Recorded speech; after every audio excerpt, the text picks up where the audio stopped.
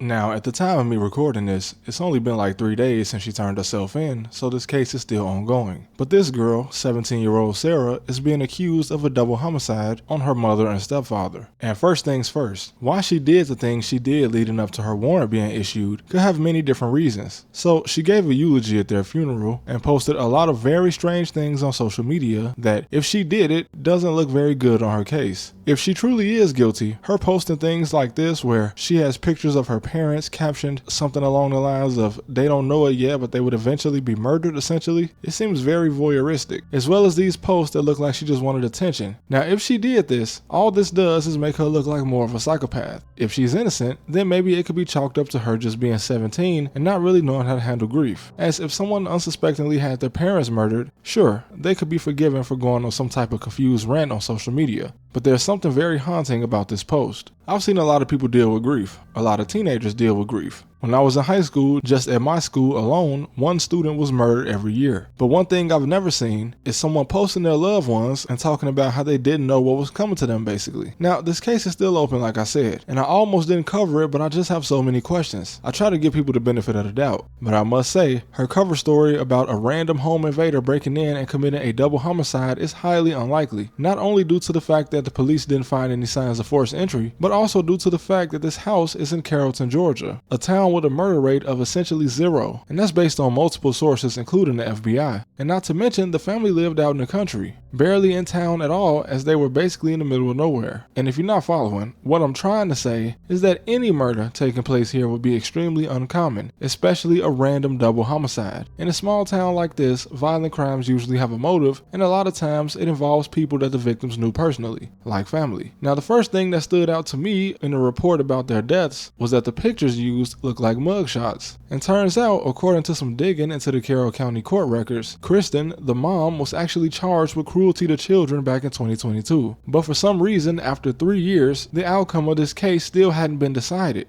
3 years, and the state ended up having to dismiss it in February 2025 because Kristen was dead. I didn't have any luck finding any cases against James, the stepfather, but I have seen people that claim to know the couple say that in total, James had 5 children and Kristen had 3. Sarah, the 5-year-old that discovered the bodies, and another child, a son with presumably the same father as Sarah. Now, it's unclear which children the state considered to be victims in this case against Kristen. If Sarah was guilty of this crime, could this have been a catalyst in her committing such a thing? It's possible, but to speak more on the suspicious post that she made in the 6 months following the murders, if there was some connection to her mother's charges in this case, it's possible that maybe she did feel genuine remorse after her actions. I can't say that the two being related wouldn't make any sense, as again, this was in a small rural area. And I might have only spent 2 years in college, but the university I went to was in a small town where many of the students were from small rural areas just like this. And man, I heard some really messed up things when people started talking about their home life. Like worse than anything I ever heard in Chicago. For most of my life, I heard about so much killing kids in the city. But talking to some of these small town kids introduced me to things I wasn't familiar with. And even worse, adults getting away with the things they did to their own children. Much like Kristen's case not going anywhere for 3 years, I have heard worse that didn't even get prosecuted in the first place.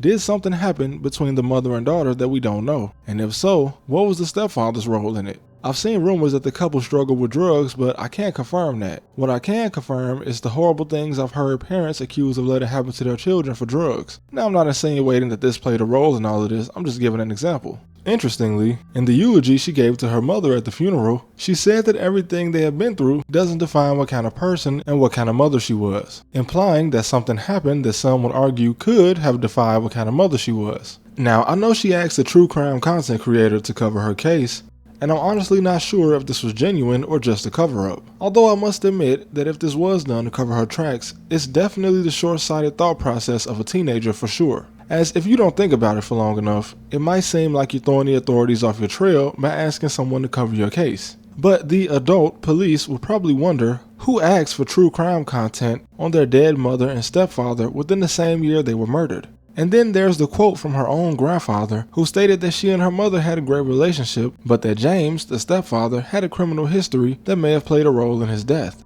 But what role would it have played in his wife's death? Now, it seems to me that this might have just been her grandfather trying to suggest that the stepfather's past might have caught up with him and caused his death, but it also sounds very suspicious and like he's just trying to justify his belief that his granddaughter could never do something like this. But again, I couldn't find anything as far as an arrest record for James. The picture used in the media definitely looks like a mugshot, unless it was some type of work photo or something, but I just couldn't find anything in Georgia, unless he was arrested in another state. But the grandfather said that he had some type of criminal history. But who knows, maybe that's just something else we'll have to wait to come out in the future.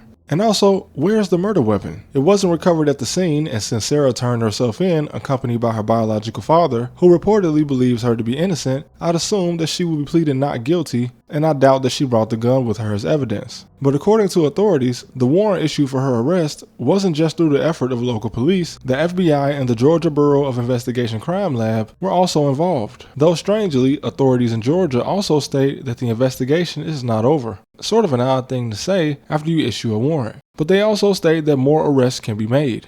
Now, I've seen rumors that her boyfriend was arrested previously on gun charges, but I can't confirm that because I don't know his name, but I've seen this a lot, including by people that know the two, so it could very well be true. But if it is, and people are somehow suggesting that he was involved, it will remind me of the Gypsy Rose situation, if there was some kind of abuse that involved Sarah. And as you can see with that situation, the only person that truly lost was the boyfriend that helped her, as Rose only served 7 years for murder while her boyfriend got 25. And since her release, she's left this boyfriend and got married to another man. So I'm not sure what happened, but if Sarah did commit this crime, I hope no kid was dumb enough to assist her, because in the end, he'll end up with a longer sentence, and he'll have to watch his girlfriend get the only sympathy the court has in this case, if it is similar to the Gypsy Rose case, of course. Although it doesn't appear that she had an easy childhood, as media outlets report that she moved around a lot and lived with multiple family members, indicating that she might not have had a stable home. And also, it's worth noting that in a 2022 article from the Georgia Gazette, whenever her mother was initially booked, something that wasn't clear in the Carroll County court records was that this cruelty to children charge could have just simply been what is called letting a child witness a felony battery and family violence. Which means that rather than doing something to the child, it's possible that Kristen and a partner, possibly James, might have gotten into a fight or some type of domestic violence in front of the children, which is a felony. But either way, this definitely goes toward the point that this girl did not live in a stable home. But of course, as the investigation goes on, more and more details will come out until the trial. But since it was a double homicide, no matter what the outcome of the case is, it'll be crazy either way.